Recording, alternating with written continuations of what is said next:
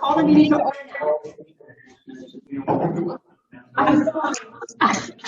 I'm fine because I forgot the bell. But I have the gavel. Hey, meeting. I'll tell you later.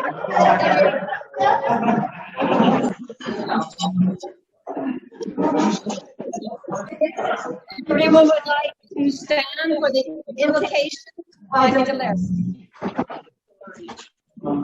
Hold on.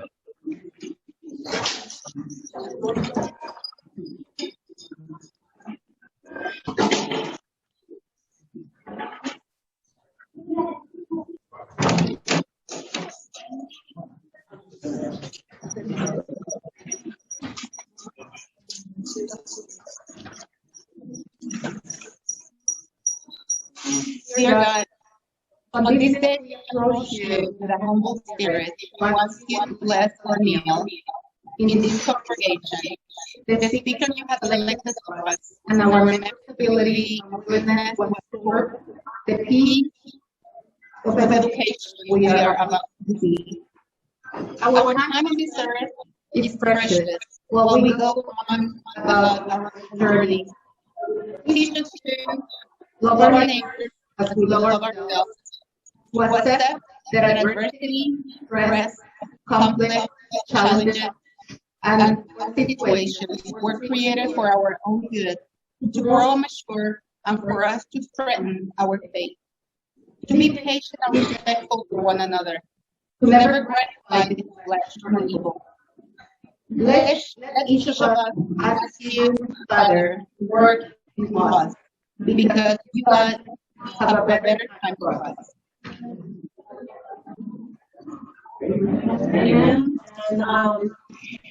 So this is a veteran. I asked veterans today to participate in our invocation. Also, our pledge, our veteran, EPDTL.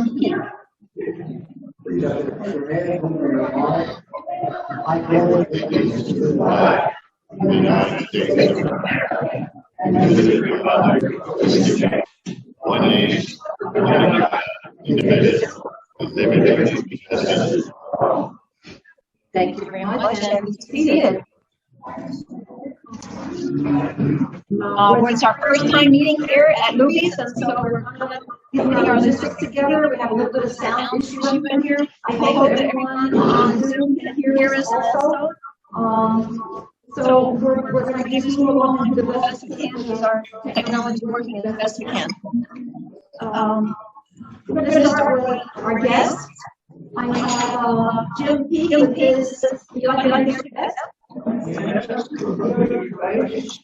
Woman, 58 years, my wife, Julie. You're nervous? I guess you don't like your friend anymore. You're not sitting with your guest. What am I going to do here? That's the third name that he asked me. So she got it first. Her name is Tony. She can ask to go to the but no, she has separated and she was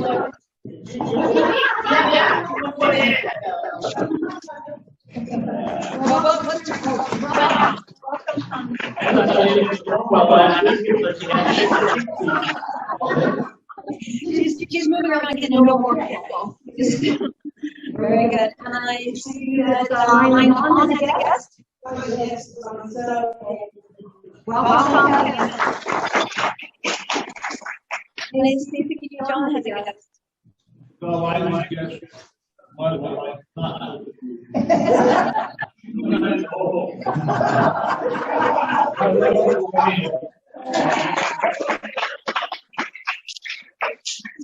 Welcome. I see on Zoom we have Shirley with Baldwin's, and I see Sharon's iPad. I don't see a video of her, so I think it's Sharon, but I don't see Rick. So I'm not really sure if Rick is attending, so I said Sharon. And so I just acknowledged him. Thank you. Okay, so I think I welcome all of our people. I hope you can hear us in the Zoom meeting. Can you give me a thumbs up if you can hear us? I see a thumbs down. Not the middle finger, a thumbs up. Victor Arias is joining us. Mike Dickens is joining us. It looks like, I think it might be Ryan or Annette. I'm not sure who's doing the Lions logo. That's me. Okay. Oh, there's Rick. Rick has joined us.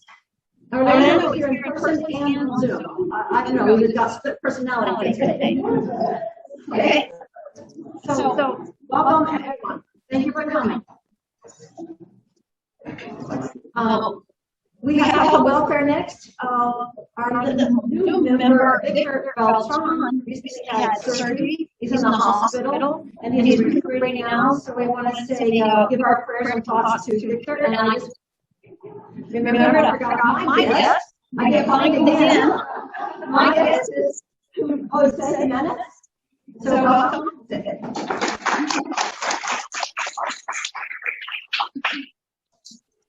Okay, any other one for health and welfare? Anyone even that we can pray for? And you know of? Okay. All right, so moving on. First of all, I'd like to acknowledge our vets in honor of our guests here today. I want to have all of our veterans stand up.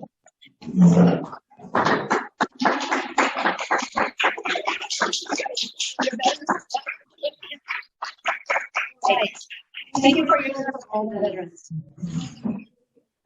Let everybody know that we have online. We have Mike Bagman as a veteran, and Bob Lizzie as a veteran. Okay. We're going to use these hybrid meetings here. Last night we had training for the presidents and secretaries. It was online, a Zoom meeting, and so it was very informative. Thank you for everyone who attended. Our uniform swap, we wanted to report that we had 288 families that were helped last Saturday. Okay. The Very Service Project for our school uniform swaps, 288 families were helped. So I don't know how many children were involved in that, but there was a lot of people there. We're selling our Chihuahua tickets for a fundraiser. City Lionette, if you need to get Chihuahua tickets, we're going to go September 2nd. But the tickets are such that you can go online and pick another date. You pick your own seats. So you don't have to go September 2nd. That's not when our activity is going to be. And so next week we're going to meet at Little Corral. Because we're doing that because they have a television there that we can use, and our speaker has a PowerPoint. And we don't have vision right now to use the television, so I don't even know if we can hook up. But they did say we could hook up with the HDMI cord to our TV at Golden Corral. So that's why we're going to go back here at least this next week. So our speaker next week is from the 4-H.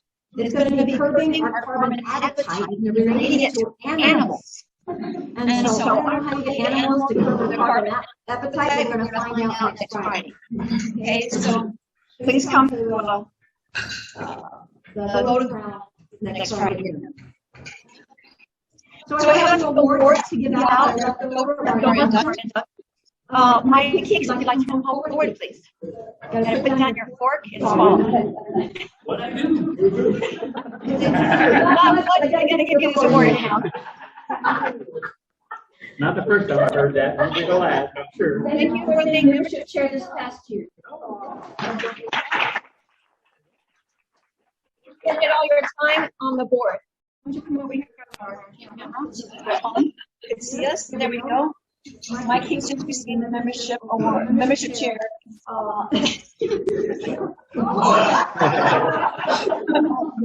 all of his work on the board this past year, and also outstanding.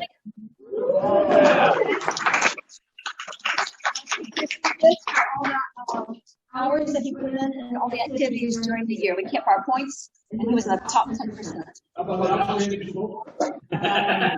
Oh. Thank you. Oh.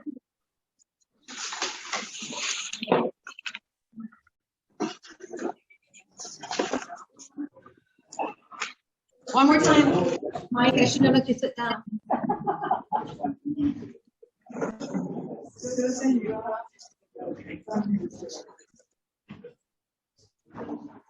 This past year, Mike was voted to be our legacy lion. Oh, wow.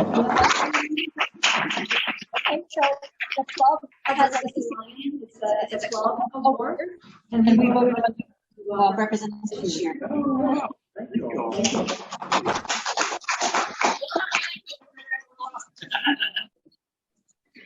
And Dolores, you want to come forward, please?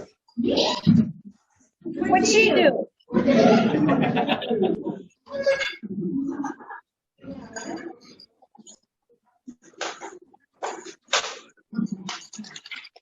Dolores was named Lion of the Month for June.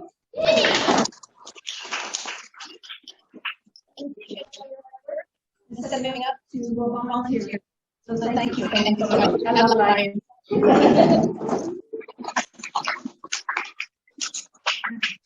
Okay, all the fun part is over now. Now, next, I'm going to call up Passage Governor John Berry to introduce our speaker.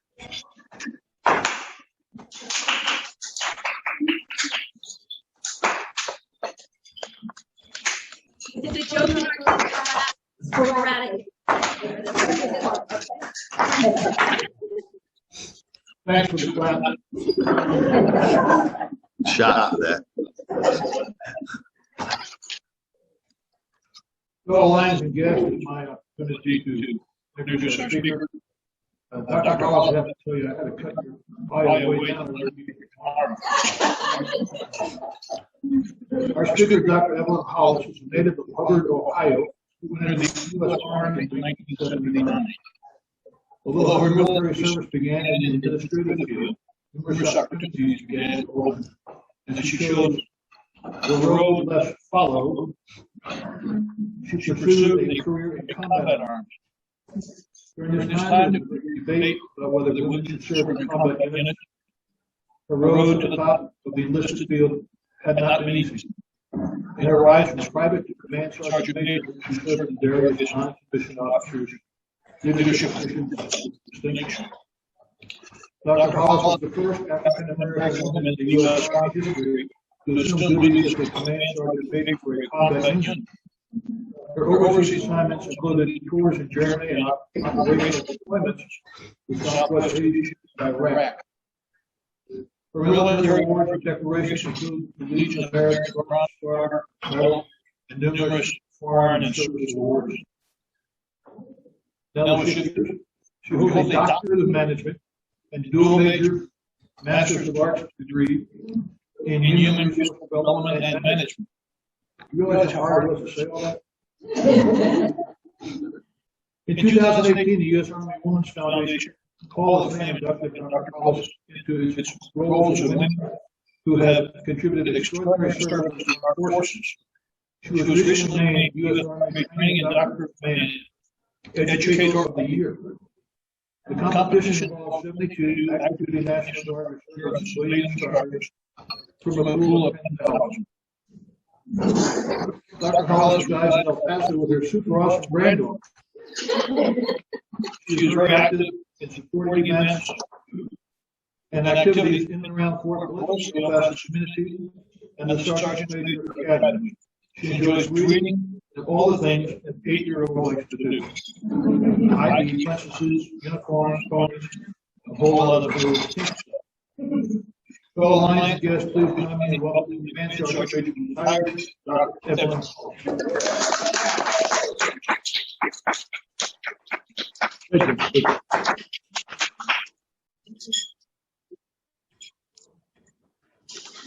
Thank you so much. Man, that was very awesome listening to all of that.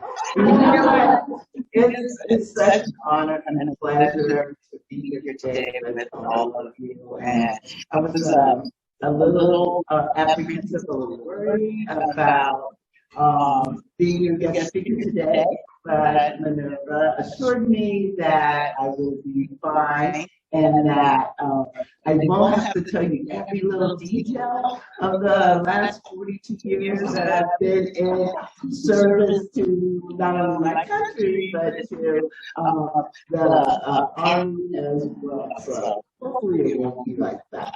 But Yeah, I said 42 years I've been in service to my country and or in, involved with military people.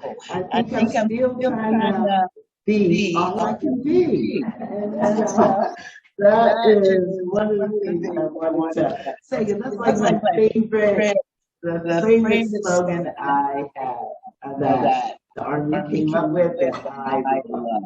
Be all you can be. Just the doors of opportunity that can open up for someone who goes into the service, goes into the military. It's immeasurable. It is just immeasurable. I spent 28 years in the Army, and sometimes I get people who ask, well, why didn't you do 30? I'll tell you, I was going to be deployed again to Iraq, and my daughter said, or my granddaughter said, Nana. No, Nana. Okay. All right. So I'm going to retire at 28 years. I'm going to just retire at 28 years versus doing 2 more years and taking another opportunity to go to Iraq for another rotation. And so I retired. Once I retired, it was quite different. The military, being in the Army, and a lot of my time while in the Army, I spent right here at Fort Bliss. A lot of my time here at Fort Bliss. Now, I have had those overseas. I was in Germany and several places in Germany, actually, in a lot of smaller regions, so Southwest Asia, many times over in that area, a few times, once in Afghanistan, but the majority of my time was here at Fort Bliss. My background is air defense artillery, so air defense gained a lot of fame during Desert Storm, Desert Shield. If you remember back then, some of the accolades that the units got in the defense during that time. And also has been great. Fort Bliss is a great base. It has a great relationship, in my opinion, with the El Paso community, and always has everyone that's involved on the base is always looking for some opportunities to come out and help the community just as well, working hand in hand in partnership with the El Paso community. Not only do we get a lot from the El Paso community, but also that the soldiers and families are giving as well to the community. So 28 years in the Army. How I initially joined the Army seems to be an interesting story, because I graduated high school and just was working, going to school, community college. And one day, just me and my mom walking through downtown Hubbard, Ohio, a very small little place. And she said, "Hey, hon, I always wanted to join the Army." I was like, okay. Go in. When I come out, I had just easy as that. So I did, and that has not stopped me. It really has been awesome, such an awesome experience. I can't even stop not working with the military. That's what's so funny about it all. I just saw the things that you could do, like in the bio when I came in 1979. That was the time when they were thinking about women and what jobs would women do in the military. And my initial job was as an administrative specialist, but in that particular track, promotion-wise job that I was in, I was to be a specialist in administrative instruction. And all those types of things. However, once I heard about being a sergeant being a first sergeant, being a leader, it's like, in that particular job, I would not have that opportunity. So I said I have to change my MLS so I can be in a job where I can be service, where I can be that role model for them. And so I changed my MLS there. Artillery came to El Paso, Texas in 1985. 1985, and that began my job as a sergeant, as a leader, taking care of soldiers, which I still to this day totally enjoy, and just being able to give to them what that soldiers had given to me, and be that leader for them, be that role model, and really show the skills that one may need in order to manage people. As a battalion master major, I had over 700 soldiers, and managing and leading in reality, managing people and leading. It was really an awesome job. Took a lot of time, but well worth it, and being able to be that role model for them as well. Once I got out of the military, so I retired, and I thought, well, I think I like the whole idea of educating, managing, teaching. So I worked in El Paso School District, then in the school district as a substitute teacher for English and for math and science. So I did that for a few years. I was teaching up to 8th grade in those subject areas. But, I kind of got tired of 12 and 13 years old. It was kind of tough. Because you're trying to identify. Well, it is kind of difficult because 12 and 13-year-olds, they want to look the same as everyone. They don't want to stick out. They want to be the same. So that was pretty interesting. I said, I think I need to, first off, move back to the adult arena and leave the school district. So I did that for a few years, and I ended up applying over at the Sergeant's Major Academy, considering that I had been a command sergeant major, had taken my battalion, the 1st Battalion, 1st Air Defense Artillery, to Iraq, and managed that battalion while I was over there, and led that battalion while I was there in Iraq.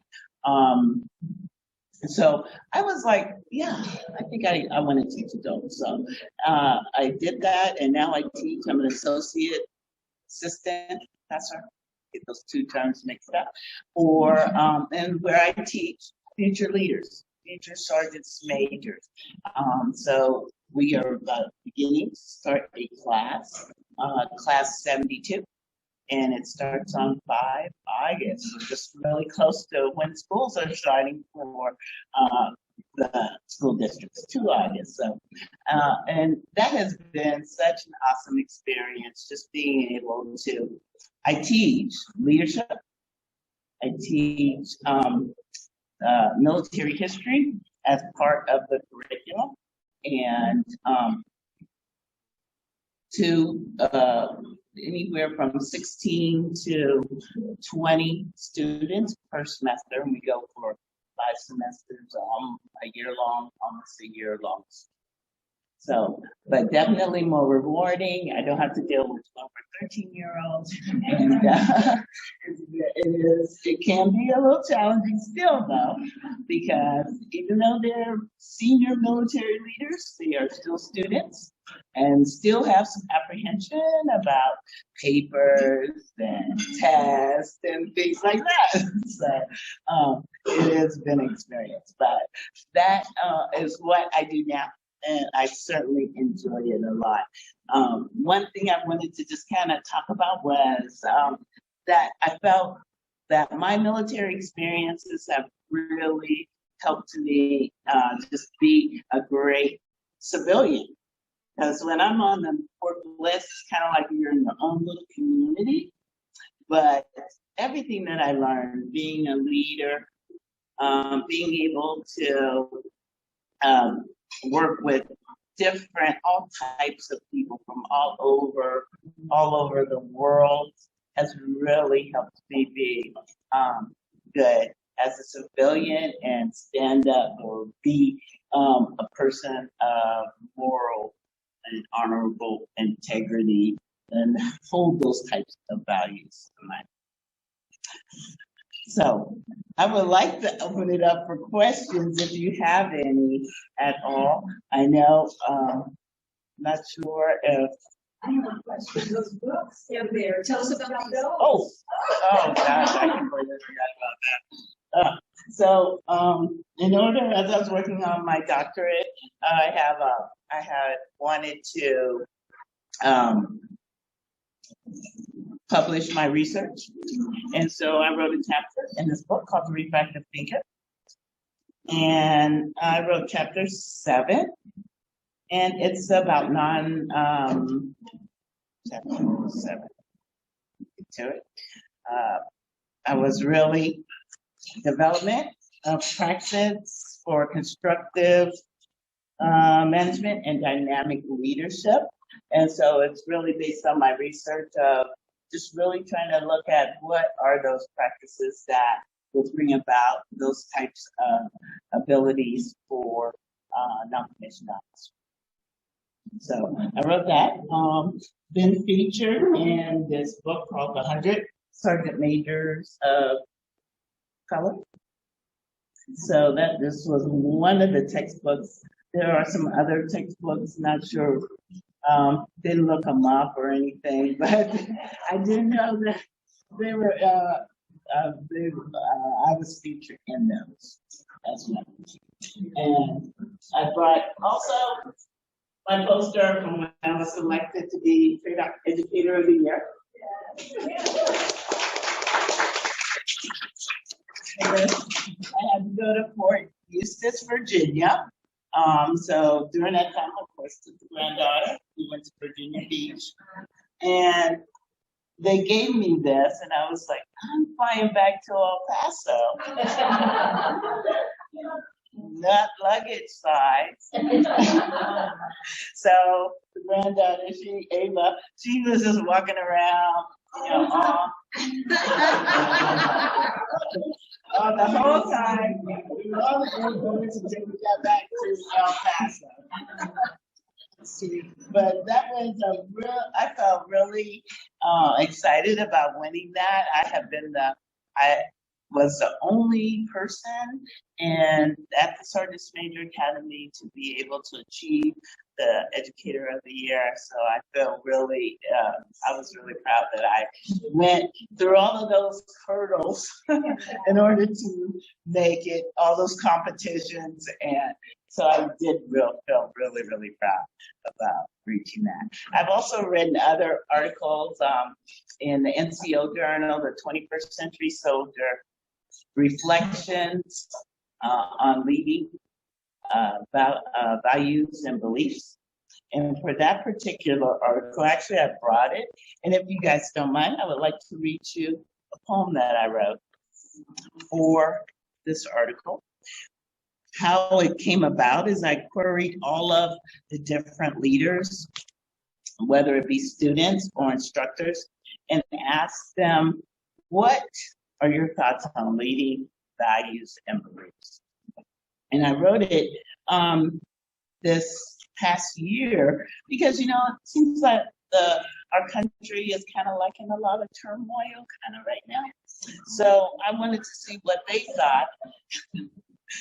We're not going to talk politics, but just kind of, it is a little a lot of turmoil maybe. But I wanted to see how soldiers felt, how people felt about leading. What did they feel about their service to the country? What did they feel about their beliefs? So I personally wrote about my service.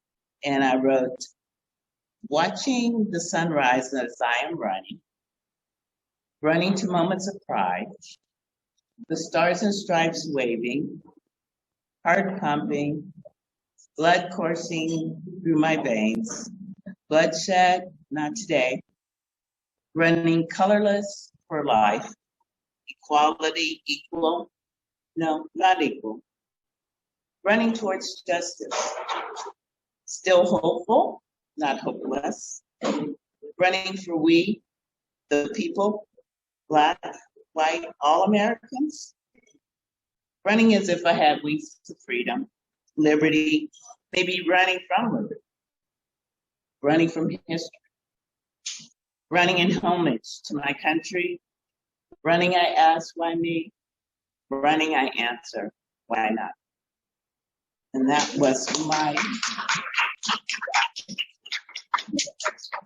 it was it's a very good article, and you just kind of really get to feel for what people, how people feel about leading, about the values they have, the beliefs they have in these particular turbulent times, especially for military people where maybe they don't get the voice, maybe some inner feelings that they have because of different regulations. I think there were a couple more questions. Yes, Andy.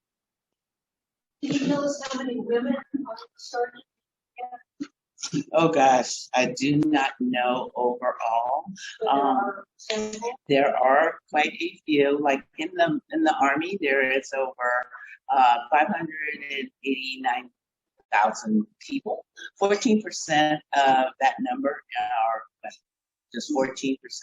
So often, yes, we got that other 86% that we must master and deal with.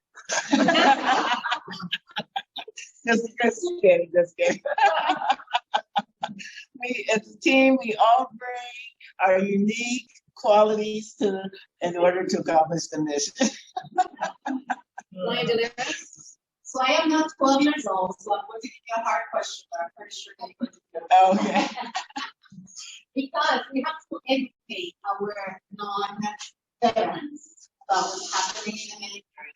So I'm pretty sure that you heard the last news of the armed forces team that we had the fact that they were going to take the prosecution of some crimes within the military away from the armed forces and give it to investigators. How do you feel about that as a sergeant major? That's a good question. Absolutely. So, well, I don't know. To tell you the truth, like we have been having just as many challenges with sexual harassment, sexual assault now as the regular civilian community. And the call from many Congress people to take those administrative and those legal responsibilities away from the commander. And then, so it's been passed where a separate entity will come in and investigate that. I think that it will be beneficial because you have another set of outside eyes, but it also will weaken the trust that many soldiers have in their leadership. And it is not to say that that doesn't happen, but a lot of organizations, we have leaders that are doing the things that they need to do in order to ensure that the investigations are done thoroughly. It does seem that these incidents have created an atmosphere where our civilian overseers have lost confidence in our commanders. And it's unfortunate because not all organizations are like, they're not. A lot of them can get that work done without an outside entity. Line Mike and Line Mark. Yeah. First, I just want to, on behalf of all of us, thank you for your service. It's truly my pleasure. Secondly, just to give you a background, I was in the board at Texas A&M. So Find him. would you agree that probably the finest officers you've ever served with? Find him again. I am so sure that that is probably true. I believe that. Those officers are probably just as fine as our officers from West Point. My heart. You mentioned that you had moved the military into local ISPs here. Was that a transition for you? Did you have to make any adjustments? Was the administration different than the military? Did you find that frustrating or smooth? Or how did that work out? So they have an awesome program for when veterans get out, where they help you do all those types of things. So I did the teachers program. So I completed that, and then I went to the school district, and I felt it was a little frustrating because first off, they kind of looked at me and said, well, you know, you got a lot of years of service, and you might be a little heavy-handed with that, you know, that with children. And I thought, well, no, I'm a fast learner. I can figure out how to work that. But I was up against, you know, because when I retired, my age and the system, if you will, of how school districts work and principals and teachers and all those types of things. So I was kind of coming in, of course, at the bottom. And, you know, there is a structure or a group or a way of traveling from teacher to an administrator and on and on and on. So it was kind of, it was similar, but it was frustrating because I really felt like I had a lot of experience. And to this day, I still get calls from some of my teacher friends that say, hey, could you spot my class? Because I'm not going to be. And I'm like, I haven't been doing that for a long time. But it was difficult at my age, I think like for the young graduates from UTEP that go into the school district, that it is a lot easier. I think my experience just was something that they didn't want to have to possibly do.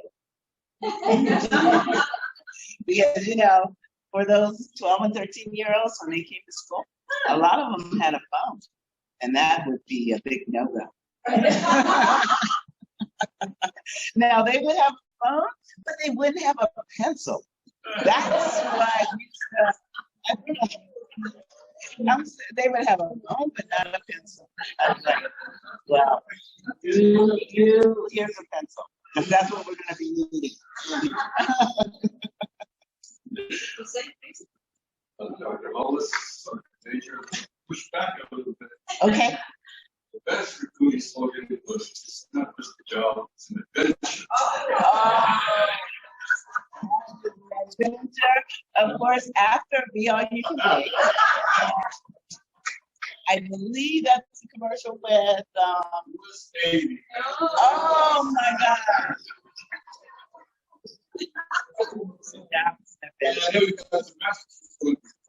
I absolutely do. Since you had both its ability and that's conversation about what do you find to be the most challenging area of leadership? I think like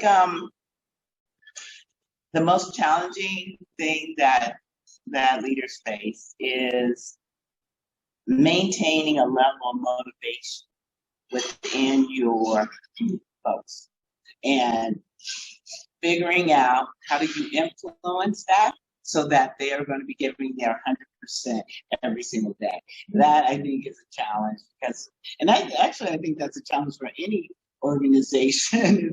It's how do you influence?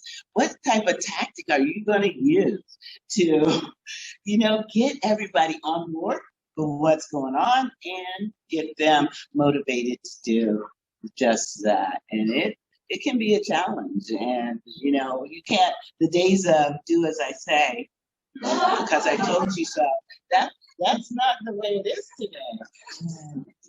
With the different generations too that you deal with, I look sometimes at those leaders and I'm like, man, I'm so glad I'm not in the Army anymore, actually, because I think I would be challenged with that every single day to, you know, keep them motivated and keep them out there doing 100% with all of the different challenges we have in the world. Yeah, absolutely. Very good.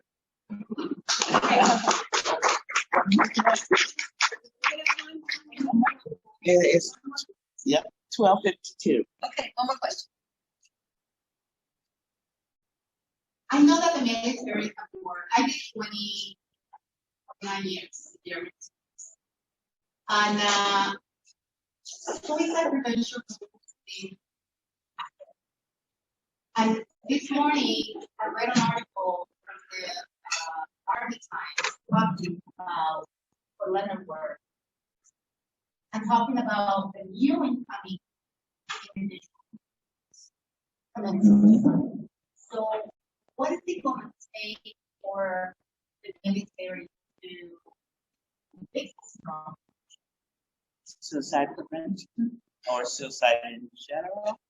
I think really what it's going to take is a wholehearted push on understanding how to be resilient in all aspects of your life.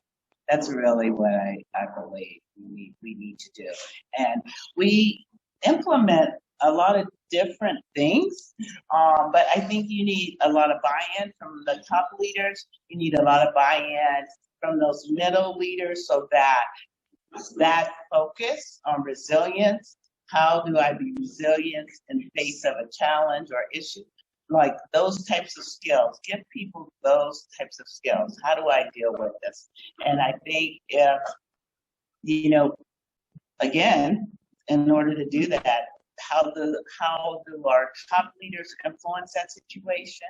By the implementation of resilience into our forces, which we do have, but we really need everyone, those top leaders and those middle leaders and managers to, you know, buy into and do that type of education and training for our soldiers. And I think the more resilient you are, the less then that you will, you know, think about suicide. Very good. Thank you so much.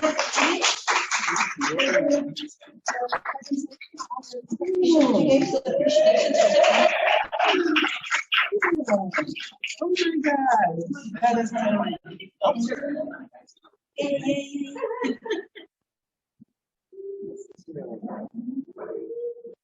Give that to your granddaughter.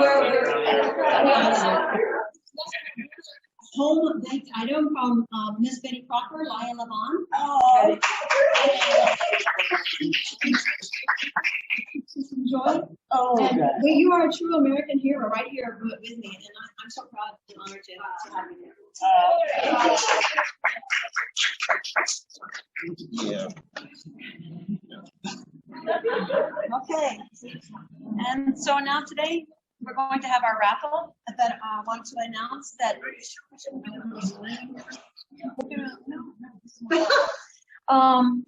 we're going to start implementing our fines because we're meeting in person now.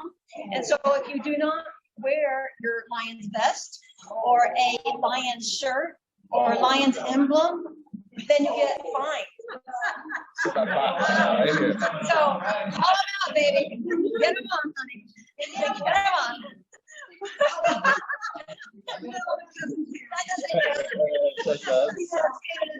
Yeah, you're right here. So as Lion Sandy is calling out the raffle tickets, then she's also going to be coming around and getting how much? We'll say $1.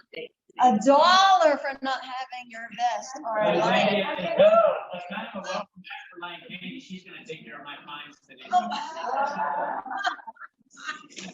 Alrighty then, so our prizes are right over here. We have if you haven't gotten to look at them, we have a bottle of wine, sunflower table runner, a book on ballooning with a little balloon, a bag of kitchen items, and a bag of variety.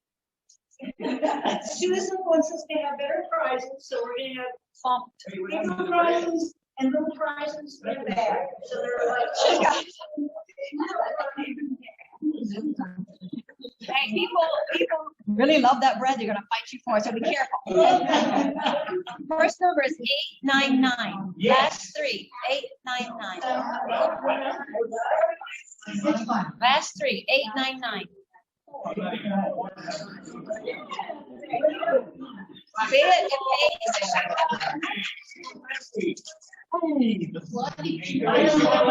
She always wins. Okay, the last 3, 9, 3, 6. 9, 3, 6. Not even close.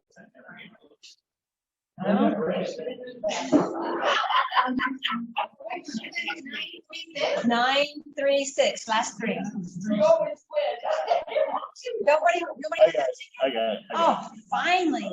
Wait. I was being harassed. Okay, the next 3, last 3, 9, 3, 7. It's probably yours too. 9, 3, 7. Right beside that.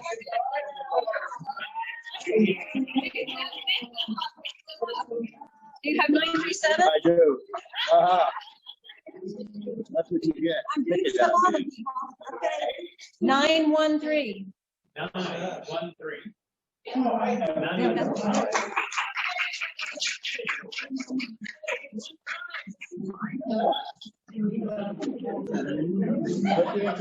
That's a girly present.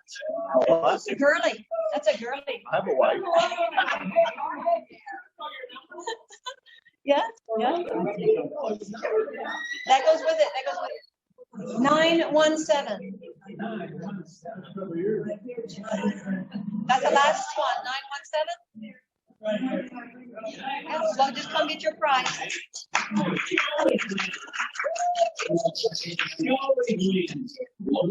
All right.